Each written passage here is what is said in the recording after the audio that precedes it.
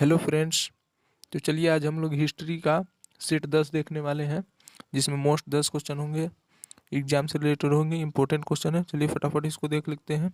अगर आपको इसका पीडीएफ चाहिए तो टेलीग्राम चैनल ज्वाइन कर लीजिएगा, वहाँ पे इसका पीडीएफ मिल जाएगा। और हाँ फ्रेंड, अगर वीडियो अच्छा लगे तो लाइक कर दीजिएगा, चैनल को सब्सक्राइब कर लीजिएगा।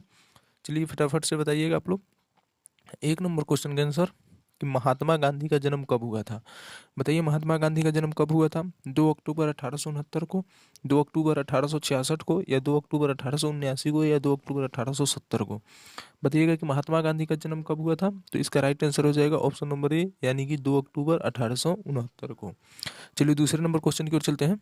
दूसरा नंबर क्वेश्चन बताइएगा, जगदीशपुर के विद्रोही नेता कौन थे। जगदीशपुर के विद्रोही नेता कौन थे। वीर कुंवर सिंह, मौलवी अहमदुल्लाह, तात्या टोपे, या नाना साहेब। बताइए जगदीशपुर के विद्रोही नेता कौन थे। तो वीर कुंवर सिंह, यानी कि राइट आंसर हो जाएगा ऑप्शन नंबर ए। चलिए तीसरे नंबर क्वेश्चन की ओर। तीसरा नंबर क्वेश्चन बताइएगा, भारत छोड़ो आंदोलन किस वर्ष हुआ। बताइए कि भारत छोड़ो आंदोलन किस वर्ष हुआ था। 1920 ईस्वी में, 1931 ईस्वी में, 1935 ईस्वी में, या 1942 ईस्वी में।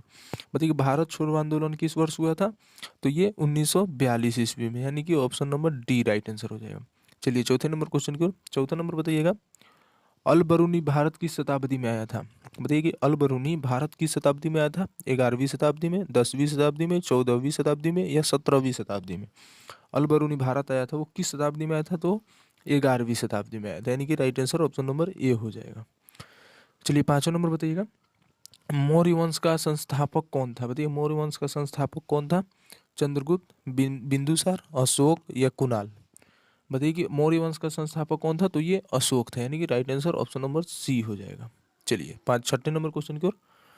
बताइए कि छठा नंबर, विजयनगर के शासक अपने आप को क्या कहते थे। बताइए विजयनगर के शासक अपने आप को क्या कहते थे। राय कहते थे, सामंत, अमात्य, दीवान।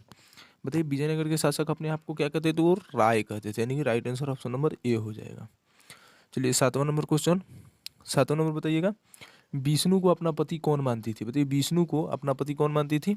तो मीरा मानती थी, अंडाला मानती थी, कराइकल, या इनमें सभी मानती थी। बताइए विष्णु को अपना पति कौन मानती थी। तो इसमें हो जाएगा right answer option number D, यानी कि इनमें से सभी मानती थी। चलिए आठवां नंबर बताइएगा, भारतीय संविधान के संप्रभुता निहित है। राष्ट्रपति में, प्रधानमंत्री में, न्यायपालिका में, या संविधान में। भारतीय संविधान के संप्रभुता निहित है तो ये संविधान में, यानी कि right answer option number D हो जाएगा। चलिए 9वें नंबर क्वेश्चन की ओर। 9 नंबर बताइएगा, रामायण की रचना किसने की। रामायण की रचना किसने की। वाल्मीकि, मनु, वेदव्यास, या याज्ञवल्क्य। बताइए कि इसका राइट आंसर कौन सा हो जाएगा। रामायण की रचना किसने की। तो इसका राइट आंसर हो जाएगा ऑप्शन नंबर ए, यानी कि वाल्मीकि जी ने की थी। चलिए 10वें नंबर क्वेश्चन की ओर।